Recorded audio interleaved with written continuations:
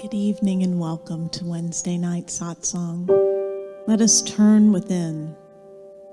As we close our outer eyes, we bring our attention to our breath. Let us take a deep cleansing breath together and let go. Another deep cleansing breath. Hold it and release.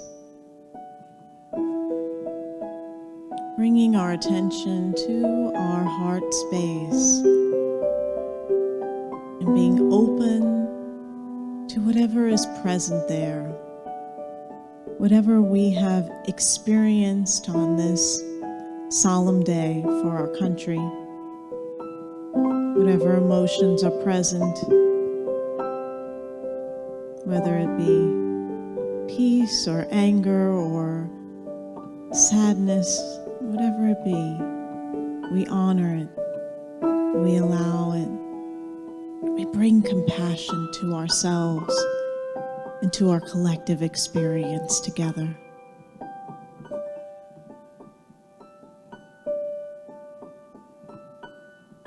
We remember that this day we have lived in God consciousness, and that God consciousness is still the very truth of our experience.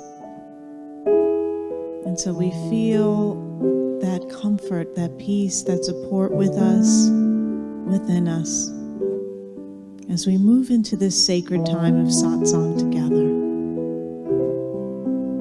Grateful for the opportunity to connect in spiritual community in this wonderful way together. We bring kindness, we bring light, we bring love, we bring peace. And so it is. Amen.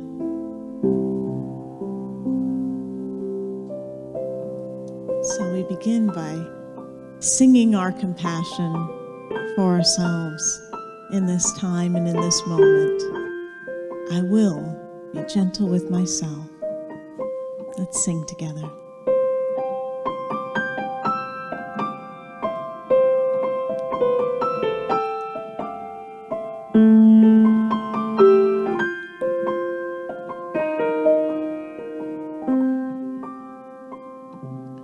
I will be gentle with myself.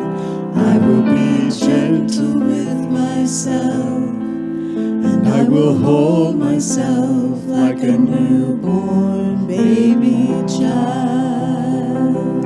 I will be gentle with myself. I will be gentle with myself. And I will hold myself like a newborn baby child. And I will only go as fast as the slowest part of me feels safe to go.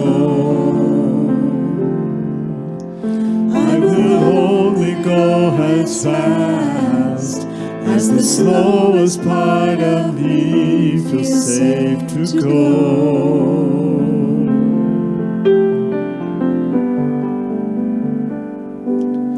I will be tender with my heart. I will be tender with my heart. And I will hold my heart like a newborn baby child. I will be tender with my heart. I will be tender with my heart. And I will hold my heart like a newborn baby child. And I will only go as fast as the slowest part of me feels safe to go. I will only go as fast as the slowest part of me feels safe to go.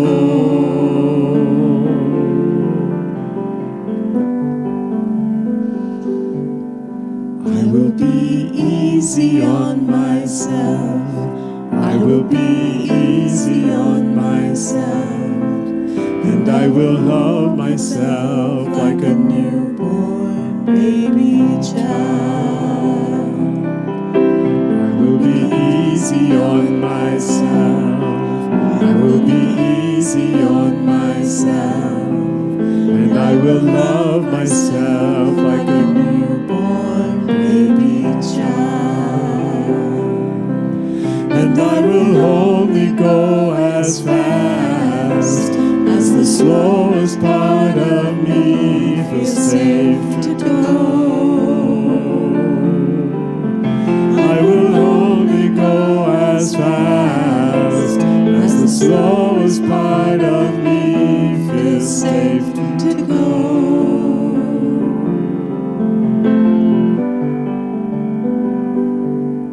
I am gentle with myself. I am gentle with myself. And I hold myself like a newborn baby child. I am gentle with myself. I am gentle with myself. And I hold myself like a newborn baby child.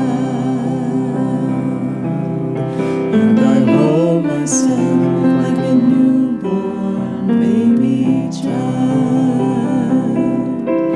And I hold myself like a newborn baby child.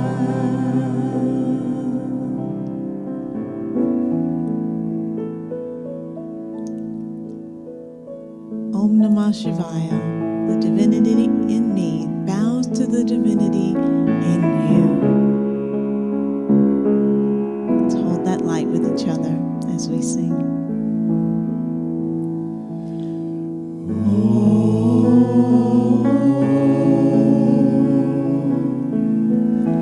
Namah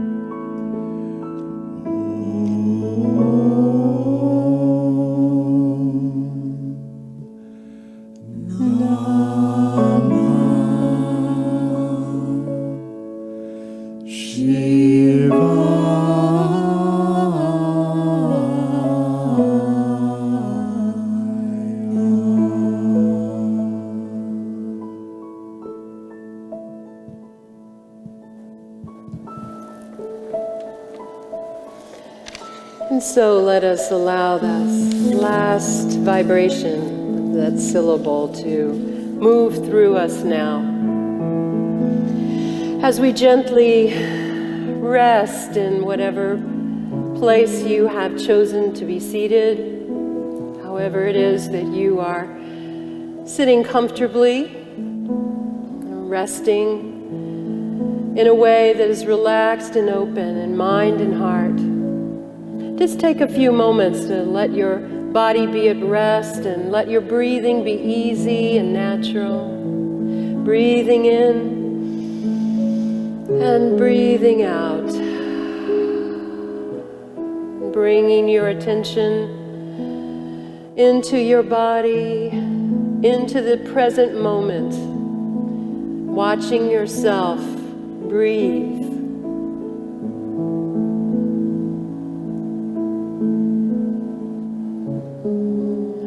And now, with each successive breath, simply begin to notice within yourself whatever sensations are present in your body. Be aware of any sensations or tensions or pain you may be fighting or have been fighting in yourself. Do not try to change them. Simply notice them with an interested and kind attention.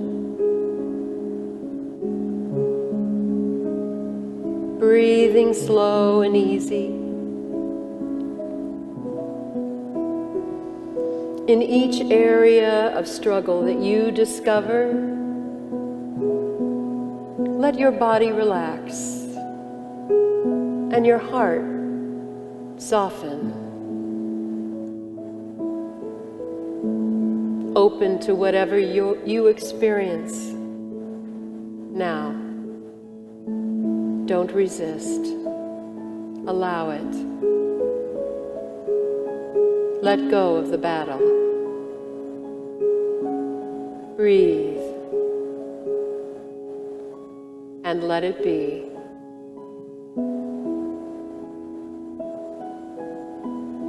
In the words of Krishnamurti, nothing can disturb the calm peace of my soul. Let those words drop down through all struggle and bring calm and peace now.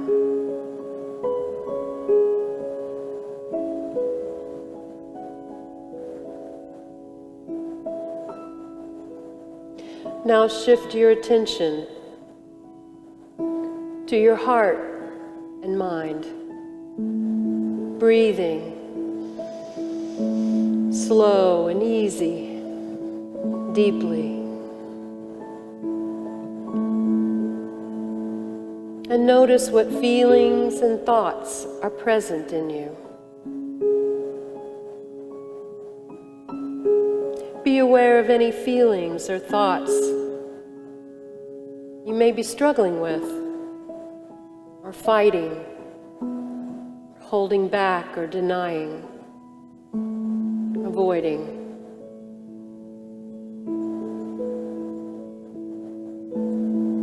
Notice them with an interested and kind attention. Let your heart be soft. Open to whatever you experience without resistance.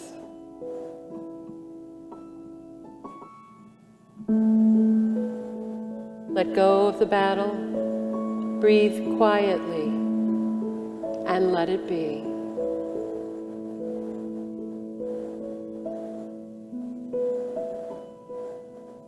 Nothing can disturb the calm peace of my soul.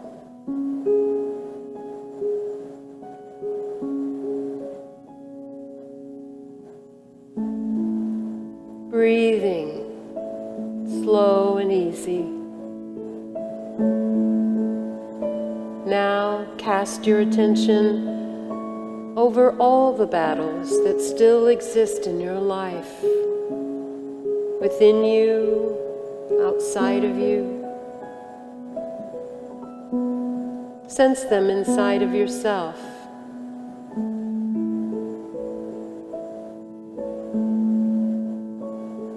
If you have an ongoing struggle with your body, simply be aware.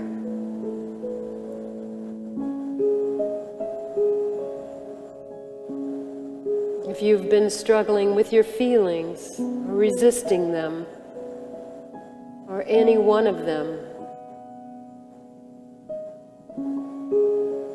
or been in conflict with your own loneliness, or fear, confusion, grief, anger, or addiction, allow yourself now to just simply observe the struggle and feel that struggle.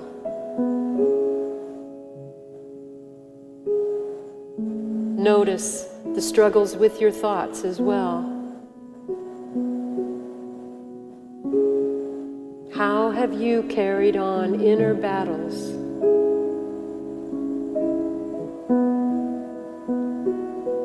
And now notice the inner armies,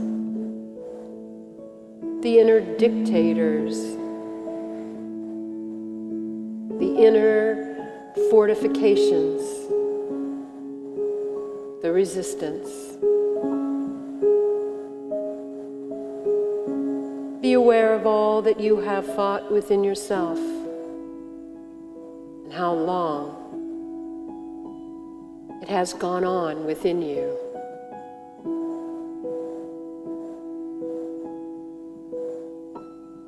Observing, allowing, noticing.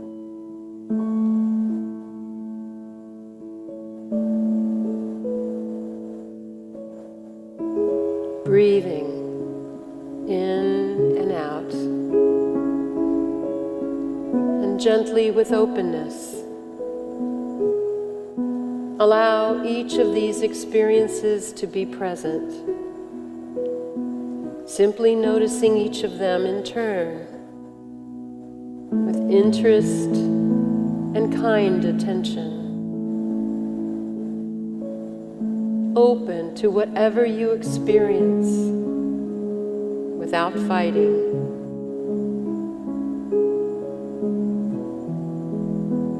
Let it be present just as it is. Let go of the battle. Breathing in, breathing out.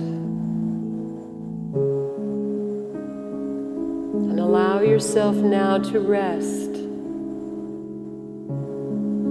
Invite all parts of yourself, all the feelings, all the thoughts, all of the battles within. Invite all parts of yourself to join you at the peace table in your heart.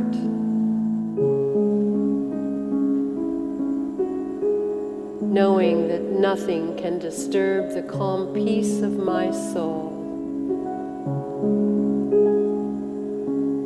Sitting at the peace table with all parts of yourself now.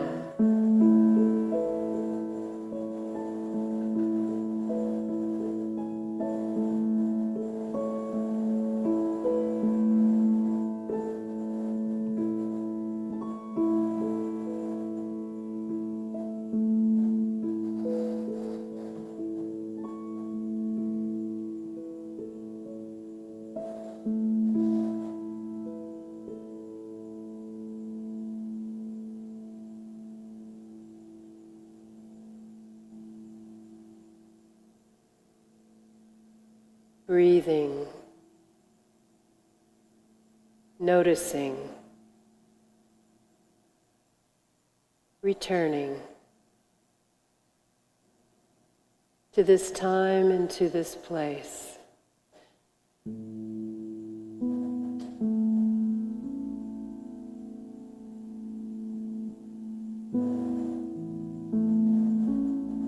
Bringing with you the peace that passes all understanding. All parts of yourself softened by the attention, by the receptivity of your heart.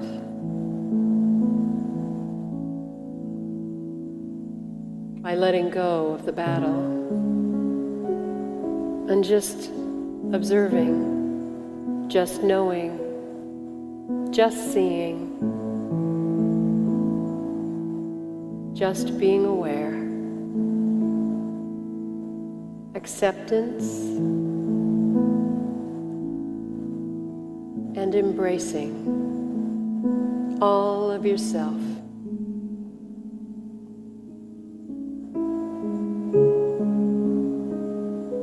No blame, nothing to fix, nothing to change. All is as it should be right now. You are whole. You are enough. You are loved.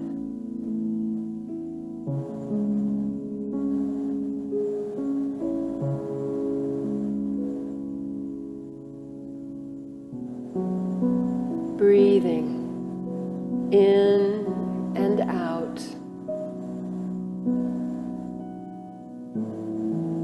And gently now returning to an awareness of your body seated as you are in this space, in this time, in harmony with the sound of my voice and with the words, nothing can disturb the calm peace of my soul. Nothing can disturb the calm peace of my soul. Nothing can disturb the calm peace of my soul. Now and always.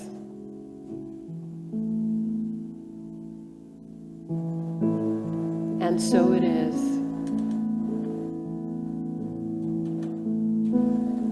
Amen.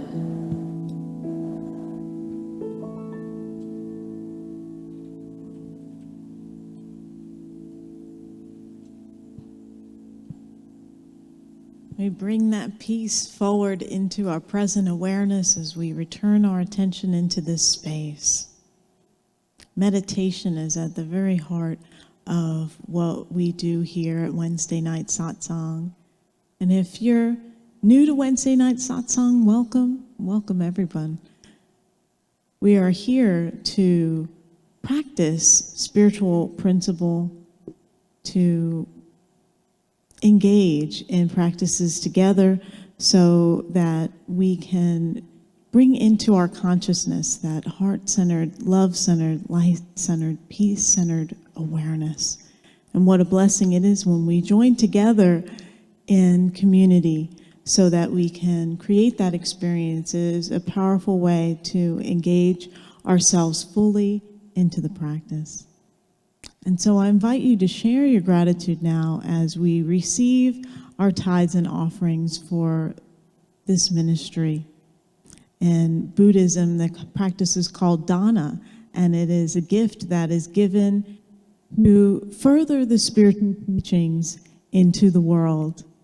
And so we give in an awareness that our gift goes forward to allow these teachings, these practices to continue to be shared and offered in all the ways that we reach out in and through this ministry. So I invite you to join with me as you're sending forth your gift electronically, whether it's through our website or a text to give. We're grateful for your gifts tonight. Let us bless it with our offering prayer. Divine love, through me, blesses and multiplies all the good I am and have, all the good I give and receive. And so it is. Amen.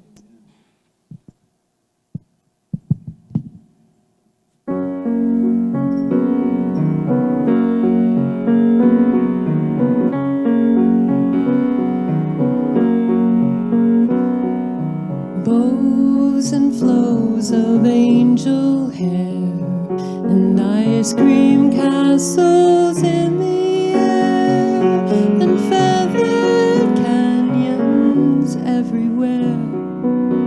I've looked at clouds that way, but now they only block the sun, rain and snow on everyone. So many things I would have done, but clouds got in my way. I've looked at clouds from both sides now, from up and down, and still somehow it's clouds, illusions I recall. I really don't know clouds at all.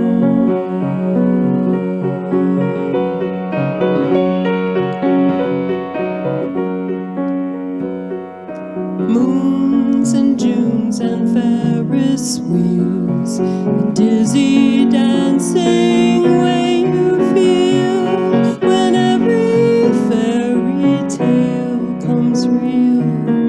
I've looked at love that way, but now it's just another show. Leave 'em laughing when you go, and if you care, don't let them know. Don't give yourself away. I've looked at love from both sides now, from give and take, and still somehow it's love's illusions I recall. I really don't know love at all.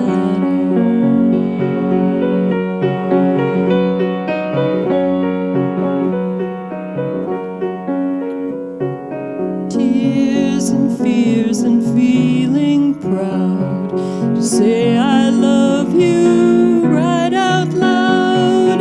Dreams and schemes and circus crowds. I've looked at life that way, but now old friends are acting strange. They shake their heads, they say I've changed. Well, something's lost and something's gained in living every day. I've looked at life from both sides now, from give and take, and still somehow it's life's illusions I recall. I really don't know life at all.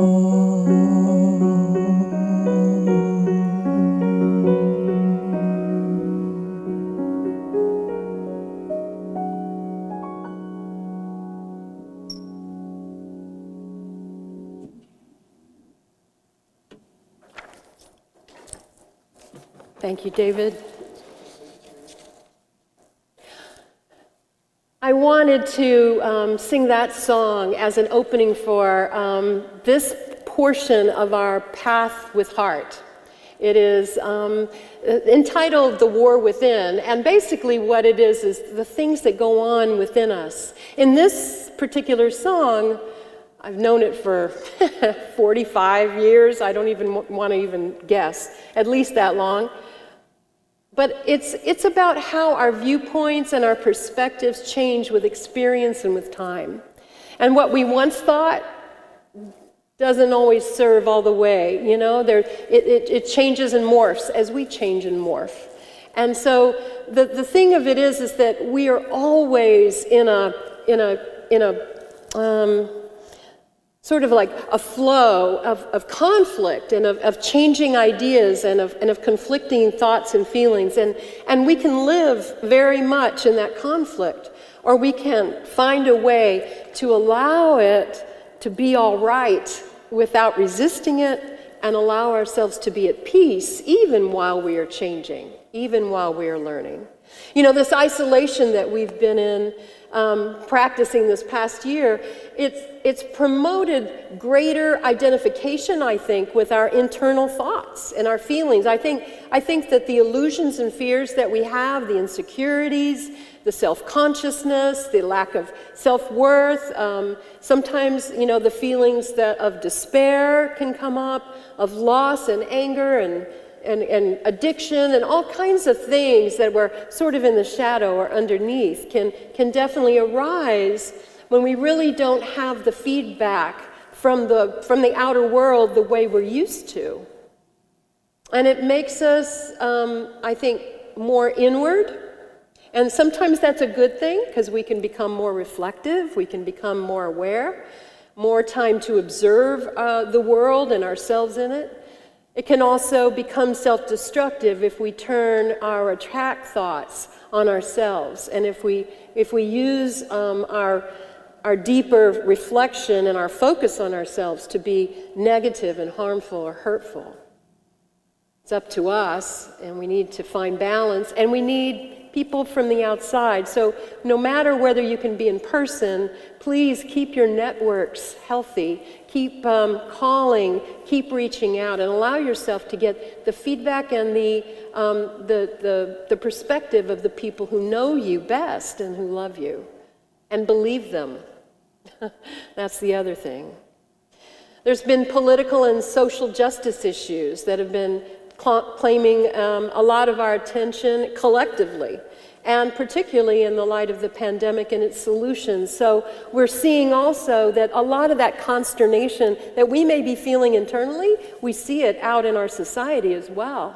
These are not normal times. And so there is a lot of uncertainty and a lot of churning and a lot of things that were underground that have come up to the surface to be revealed, to be enlightening us, and for us to come together and decide how we want to live. How do we want to be? In A Path with Heart, Jack Kornfield says, "The unawakened mind tends to make war against the way things are." In other words, whatever comes at us, and no matter how we're feeling, and no matter what we're observing, and no matter what happens or doesn't, what we expect, or what we don't expect, however it is, our minds aren't good, aren't the way they're supposed to be, not the way they used to be, the good old days. How many times have we heard that, the good old days? I'm like, I'm not sure all my days were all that good, but I think that, you know, that we have this nostalgia sometimes for what was safe and what we knew and what we understood, and maybe we knew our place, or we knew the way things were, and of course it's always, you know, retrospection is 2020. I don't mean the year, but of course it could be the year. And in this case, it's easier to be able to look at and sift through the things you liked about it, and look for those things here, and then find here wanting. And that's what our minds will do. Jack Kornfield's teacher, Ajahn Chah, described the battle this way. He says, we human beings are constantly in combat, at war to escape the fact of being so limited by so many circumstances we cannot control. But instead of escaping, we continue to create suffering, waging with good, waging war with evil, waging war with what is too small, waging war with what is too big, waging war with what is too short or too long or right or wrong, courageously carrying on the battle in ourselves. Can you hear the judgment spinning around? Arbitrary judgment. We have good reasons, but you know what? Science tells us that most of our decisions, most of our decisions that we make are not based on rational thought. It's based on emotional connection. That we have a knee-jerk or an automatic emotional reaction to things that we choose. And if someone asks you, why did you choose that? We come up with 5 good reasons, don't we? And we can think of, well, because I used to do it this way, mainly because I hadn't thought of it until you asked me. And now I go back and I say, yeah, how did I come up with that? Oh, I know. These are the reasons. I'm so logical. And I'm so clinical, I'm so Spock-like, you know. I wasn't just reacting. And the deal is that we're so very often in a mishmash of swirling emotions and thoughts and insecurities and feelings that it's hard to always find the center, always find the place where we actually are. Buddhists refer to conditions, every condition, outside of us as well as inside of us, the conditions of my momentary experience, of yours, right now where you are. This is what is. It's neither right nor wrong. It's neither good nor bad. It is only what it is. And in becoming more and more accepting of how things are, of how they are and how I am, and stop fighting it, I have a much greater chance of being able to change the things I want to change when I realize what it is that I'm working with. But as long as I keep doing individual battles with this thought or with that feeling or with that, and I keep having it, I live in constant turmoil and uncertainty and insecurity. And I'm emotionally reactive because I'm not in my center and I can't find it with both hands, right? Cornfield says, we expend enormous energy denying our insecurity, fighting pain, death, and loss, and hiding from the basic truths of the natural world and of our own being. He says, he doesn't say this, I say this, the problem is not the problem. It's not the problem we think it is. That's not the problem. The problem is that I think there's a problem. You get that? If I spent a little bit more time simply being okay, just simply being accepting and aware, this is how I am today. This is what I chose to wear. This is how my hair looks. This is how much I weigh, you know? It's like this is, ta-da, it. And in this moment, it's neither right nor wrong, good or bad. It's just the way things are right now. And if I want to make changes, I have agency to do that, but I can't fight every single detail constantly, feeling bad about myself and punishing myself. I can make no progress, and I can't ever feel at peace or feel good about anything. And if I do, it's a moment before my mind found something else to drag me back down with. What brings us anxiety, anger, despair, pain is our resistance to what is, first and foremost. It isn't the thing itself. It's not making us feel that way. It's my decision, my choice, my own thought about what is lacking, or missing or wrong about how things are. And I know you're arguing with me because you're pointing out all the things that you know you're naming, right? I can hear you. You didn't know that, did you? It's like, this is a two-way thing. But this live streaming, yeah, it's live streaming. It's not television. It's live streaming.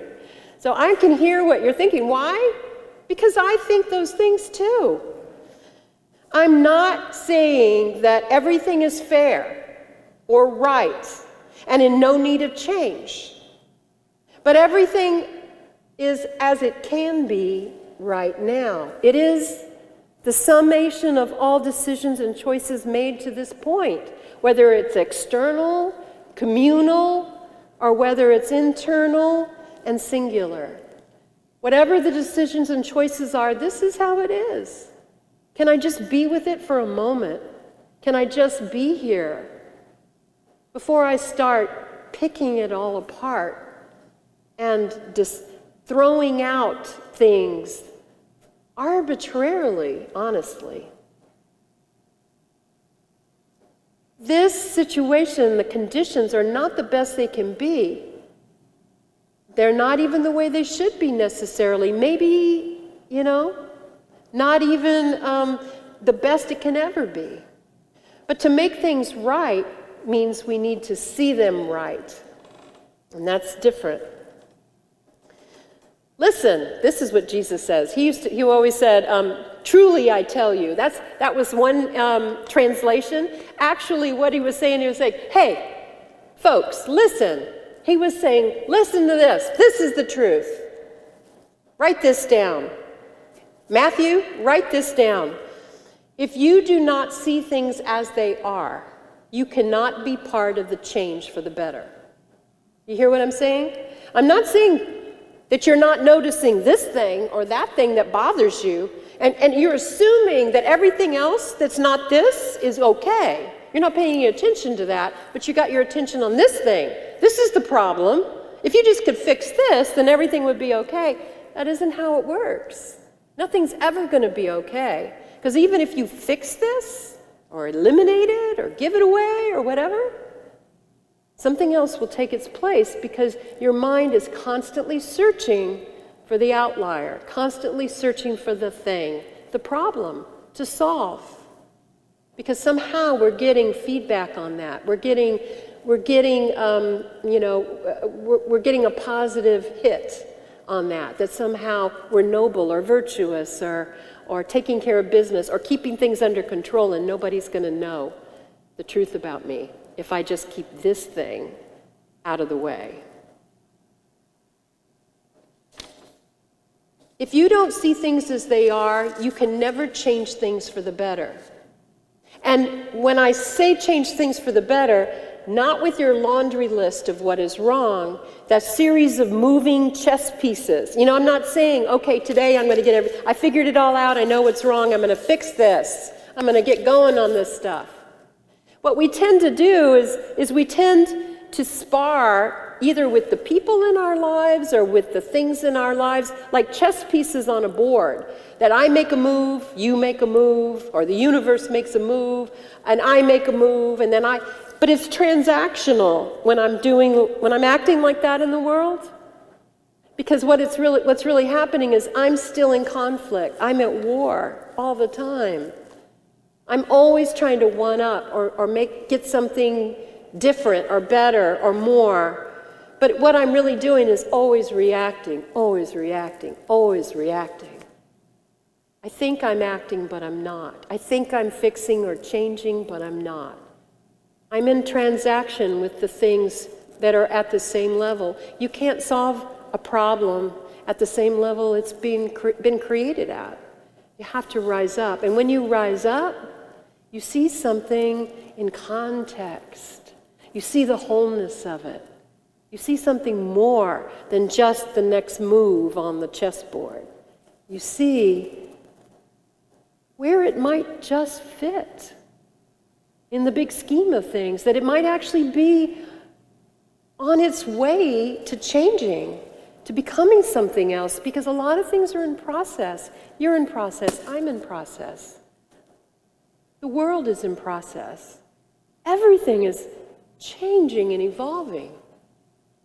Whether we interfere with it or not, whether we participate in it consciously or not.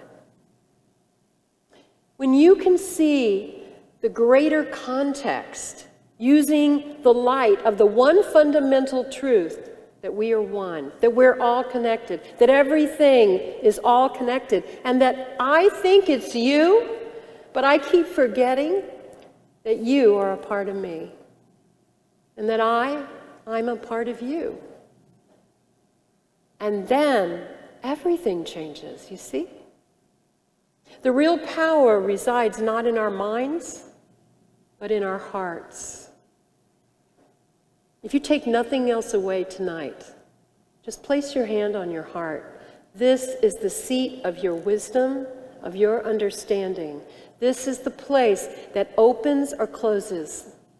When you think of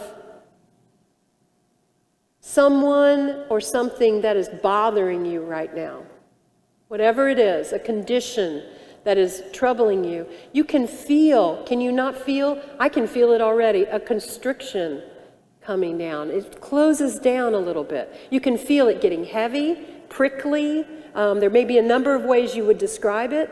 Heavy, hot, heated up, compacting, contracting. It's closing. It's your heart closing. It's not made to close. It does close to protect, but it shouldn't stay that way.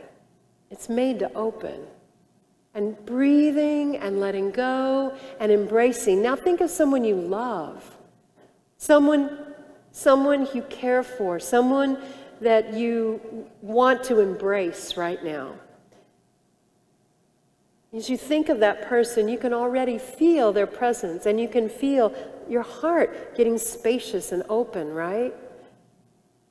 This is how you change. This is how you begin to move and begin to identify with others and with the conditions and situations outside of you.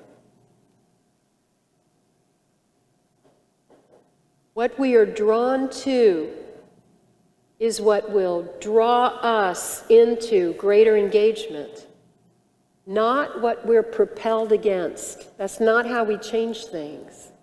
We can only change from a place of openness and receptivity, of collaboration, of moving toward a vision of something greater or better, not against something that oughtn't be here, something that needs fixing or pushing away. We don't have to eliminate things to use their energy to create something more, especially when we realize it's all part of us already. So what are you drawn to, as opposed to what you're pushing away? Only your heart can answer that question. Napoleon Bonaparte, not the most evolved guy on the planet, and I'm not going to give you a surprise quote that indicates that he got, a spiritual awakening. I'm not saying he didn't. I don't know him that well, but I will tell you that at the end of his life, this was his observation. He said, "Do you know what astonishes me the most about the world? The inability of force to create anything. In the long run, the sword is always beaten by spirit." When he's referring to spirit, he means the spirit, that ineffable element, that part of a person. It's not the sword they wield, but the spirit that they carry, or that I carry with a sword, if that's the case. Sword is a tool, but it can only destroy, can't create. What is created comes from deep within us, and it does that in collaboration, in harmony, in using the energies of what is. Cornfield says when we let go of our battles and open our heart to things as they are, then we come to rest in the present moment. The present moment This is key. He says this is the beginning and the end of spiritual practice. The present moment, that was always the goal. If you got a goal for your spiritual practice, you may think it's levitation, you may think it's meditating for an hour, you may think it's, changing a bad habit or opening your mind to something new or whatever. You may think it's all those things. Spiritual practice is really the repetition of waking up and being present now and now and here and this moment and feel and present. You see? That's what spiritual practice is. Over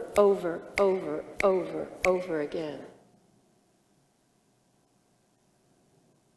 He says only in this moment we can discover that which is timeless. In other words, when we're busy doing battle, we are nowhere near being centered enough to be able to feel the timeless pulse of the infinite, to be present in this moment that really has no time in it. There's no time here in this, in that.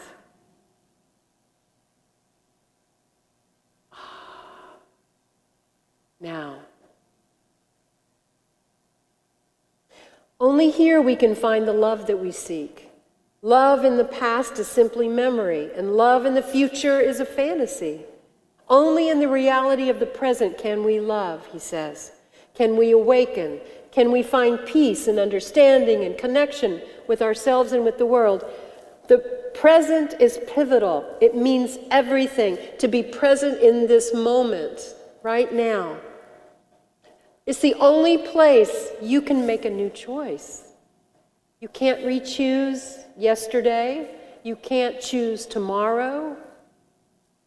The best planning in the world. Set your alarm. You can't choose tomorrow. Now, what will you think? What will you hold? What will you be?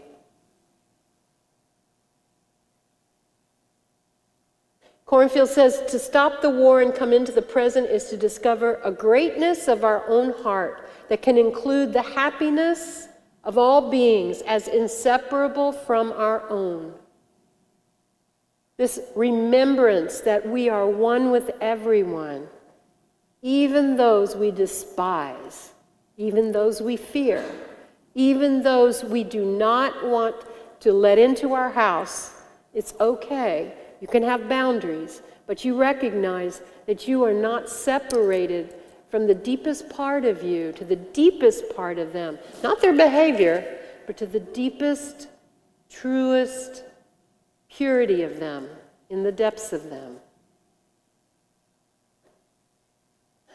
Bell Hooks, an activist, says, the moment we choose to love, we begin to move against domination, against oppression. The moment we choose to love, we begin to move towards freedom, to act in ways that liberate ourselves and liberate others. Cornfield said, compassion and a greatness of heart arise whenever we stop the war. It is possible to stop the war and come into the timeless present, to touch a great ground of being that contains all things. Doesn't that sound like meditation? What if you were aware of that with your eyes open? What if you were aware of that walking down the street or driving? That would be a good idea. If you had your eyes open and you were aware, and you were aware in this moment, not just of driving, but of how you feel driving, how you feel in this living moment. You're driving your car. You're here. What does that feel like? What does that open you up to? What do you begin to notice? How do you begin to feel? How connected are you? How relaxed are you in this present moment? Not worried, planning, thinking, regretting, hatching a plan, remembering I've got to do this when I get over there. I don't know how much we're driven by our planners, right? By our schedules. Krishnamurti said, nothing can disturb the calm peace of my soul, or yours, or ours together. In the depths, in the deep, deep, deep drop into the greatness of our hearts, there is a quiet, solid foundation of peace. It's never affected by anything. It's not changed by your thoughts. It will change you in the present moment. Only then can you feel it. Make that your spiritual practice.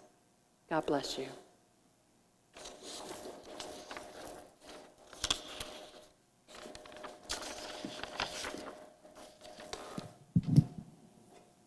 Thank you, Reverend Karen. Oh, this is my favorite part where we get to kind of just keep diving in and see what comes to the surface. I was thinking about that commitment to living with compassion and an open heart that you shared about. And I wondered if you could tell us a little bit more about how to stay the course when you're met with resistance, when you're met with someone you think you're coming with compassion and understanding and love, and then you're met with a reaction that you're not. Sometimes things shift, and they shift to love, and there's healing and harmony, and sometimes it just seems like there's just two sides, and they're not ever coming together. So how do you stay the course? Okay, so if I understand your question, you're saying this is a person. You're talking about a person A person, it could be a group, just having coming from compassion and staying in compassion when the compassion is not reciprocated. Okay. So this just keeps coming back to the same thing. You know, it is what it is. It is, that's how it is. I misread it. I thought I would get something great back. I didn't get something I wanted back, but I got something. And it isn't about how it's received, although I may take a step back and have to reconfigure or control and process my own reaction to it, certainly, and pay attention, especially if it was unexpected. But it's not. There's nothing wrong here. I wasn't wrong, they're not wrong, or it isn't wrong. There was just simply, I came from a particular context, and I just got that busted open, you know? So I have an opportunity now to take a step back and grow bigger. Compassion is merely the capacity that we have to embrace whatever it is. We just have to get bigger than that. We have to get bigger. I just brought a cup this big because I thought that would take care of it, but it got busted open. There was a lot more need there than I thought, at least by my calculations. And I wasn't prepared, and I may not be prepared, and I might not be able to give it to that person. But that's what's being asked. And so the deal is compassion grows with pain. The more often that we bump up against what is, the greater the opportunity to grow bigger and embrace and hold it and just, and in that we become more peaceful and more calm. We don't like it. We don't have to like it, but we can not be thrown off by it either, necessarily. And being thrown off by it is not a problem either. It's what is. It's what happened. I fell back, and I didn't talk to him for a week, you know. But then I figured out how I can be with this person, and I had to grow bigger. right? So what is this life about but constantly seeing how it is that, and where I'm growing bigger is right in here. It's right here. It's being vulnerable, it's breathing into our hearts, it's opening, it's heart forward, it's soft. If my heart closes up, I've just got to breathe into it. Breathing into it, that's going to be one of our things we're going to cover too, breathing in, using the breath. But just remember, when you find yourself in those positions, breathe, and then take another chance. That'd be my advice anyway. Yeah, I'm hearing through the process of listening to all that you had to say, I'm hearing a call for spiritual practice. Because when my experience of your whole talk was sort of like a cheerleader saying, go, go, go. I mean, there wasn't like a redirect in the course of what you were saying, like, oh, I got to fix that. Oh, I'm way off there. So thank goodness I was here tonight to get it. So everything you said was familiar. And I was listening for, okay, here's my rub. Mm-hmm. You know, Shakespeare said in Hamlet, there is nothing good or bad except the thinking that makes it so. Okay, so that means right and wrong is relative. And I don't get that we really live that way, you know, because I know that for myself, there are right things and wrong things. I mean, you know, we in child development, we hear about children who are abused when they're being raised, or they're malnourished, or they have some challenge to their upbringing, and then they come into a period of their lives where they actually don't know the difference between right and wrong, and that's spoken about in childhood education as a problem. You know, like, whoa, they need help. So we that there is a right and wrong, and yet we just got to roll with it.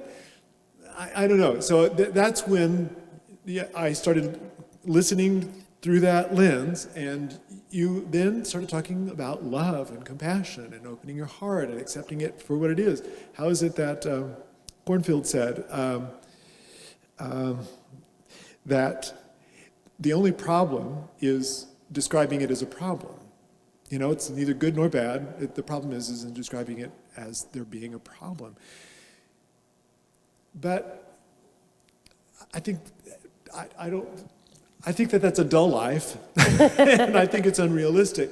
So that's when I started listening through that lens, and I began to hear, okay, well, it's about spiritual practice. Mm-hmm. Because if I can practice this with my family, you know, with those with whom I'm in good accord, and the friction is less, and I can just breathe into it and practice compassion for that, then when I'm really confronted with something that rings my bell, yeah, and like my judgment has been activated before I even realize that I'm creating that stratification, then I have a chance at least to be a little bit more compassionate for something that really lands for me as inherently wrong.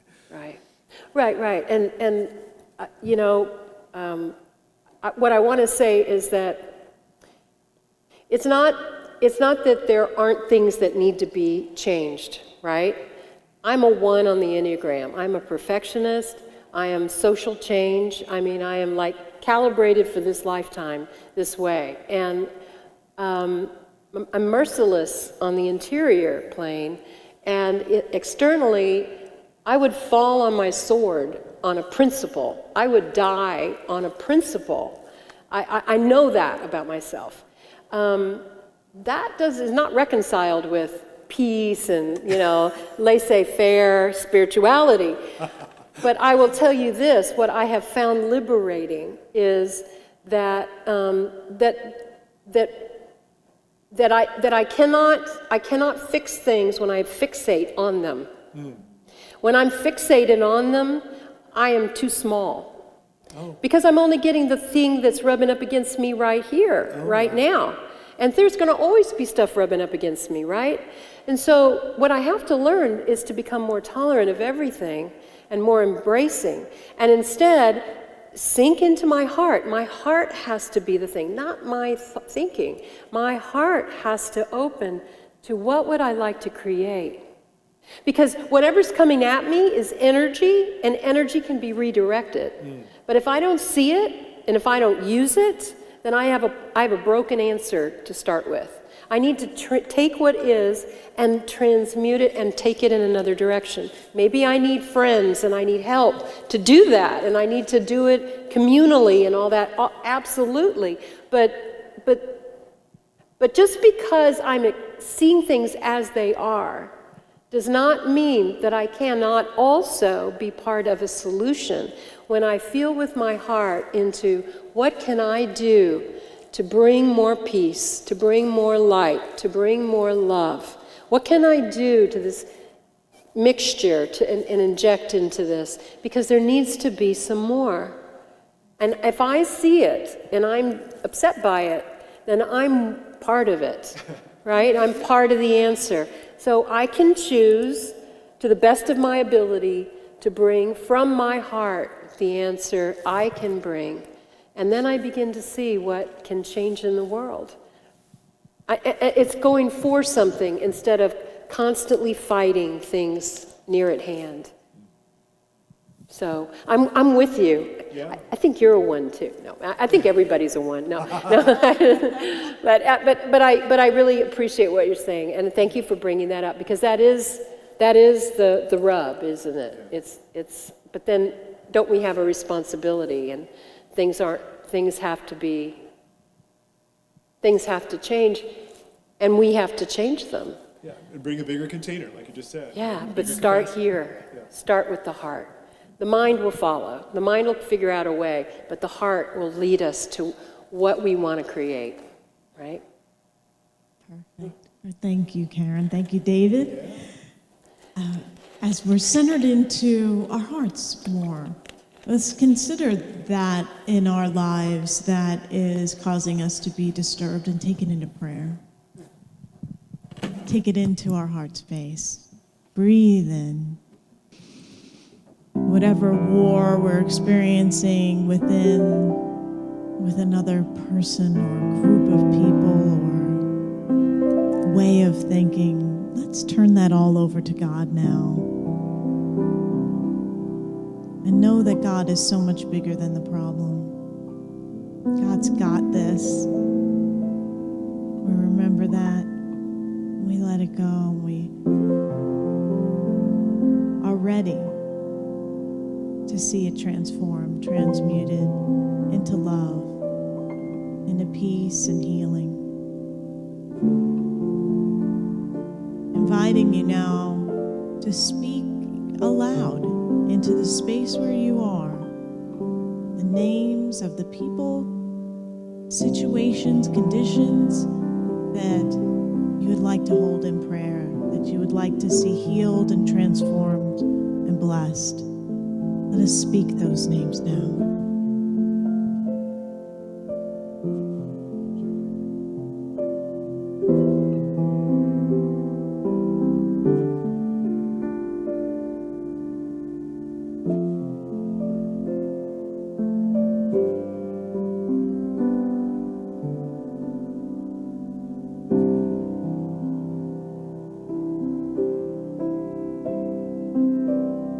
We feel our oneness with these beloveds. Even if we think differently or act differently, we are one in the holy human family.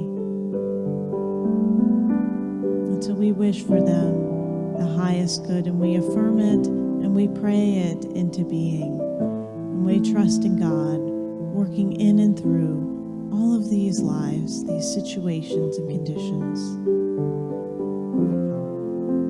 to reveal the truth that sets us free. We receive it now, and we say thank you, God. And so it is. Amen.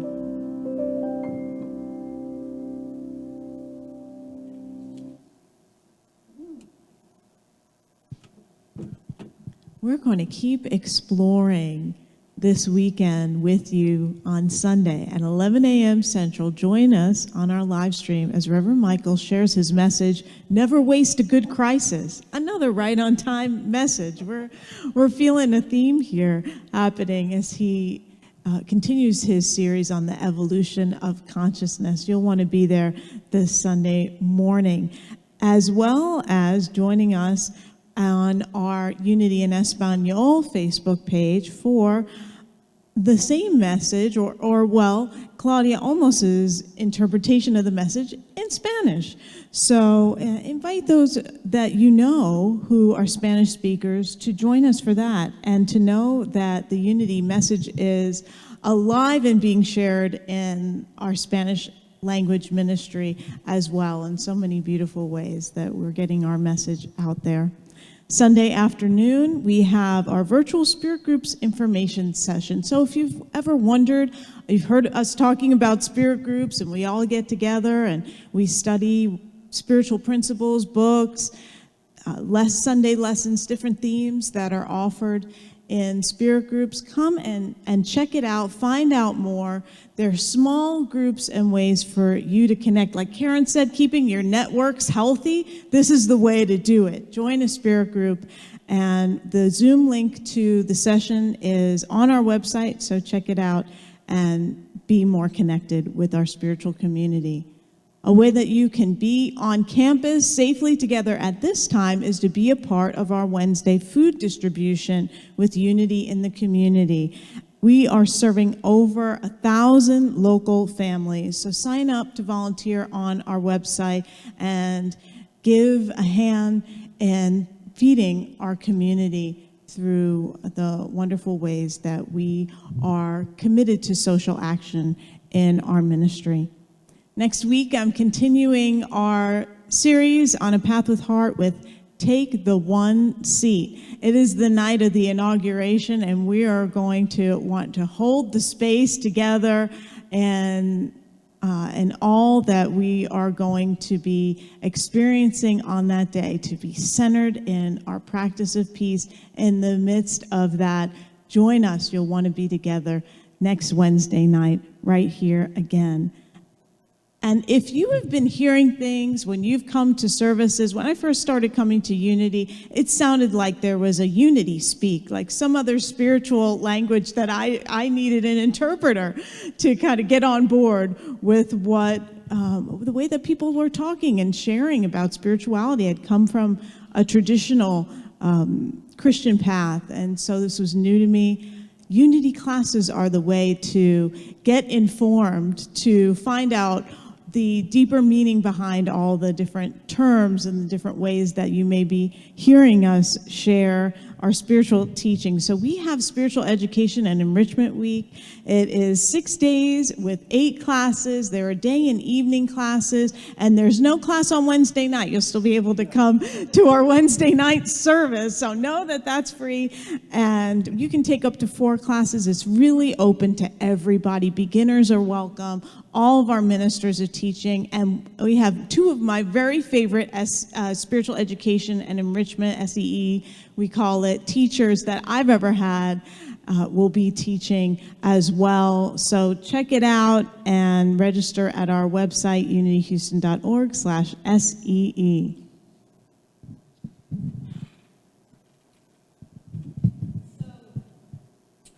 So now we'll be doing our metta practice as we always do at the conclusion of our service. And you see the words, we'll speak them together. By the power of this practice, may all things have happiness and the causes of happiness. May all beings be free from suffering and the causes of suffering. May we know the sacred joy that arises in the space beyond suffering. May they rest in equanimity that knows no grasping or hatred. May they experience the equality of all beings.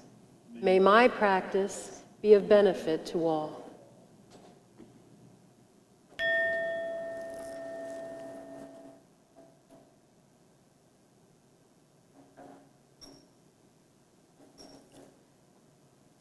Namaste.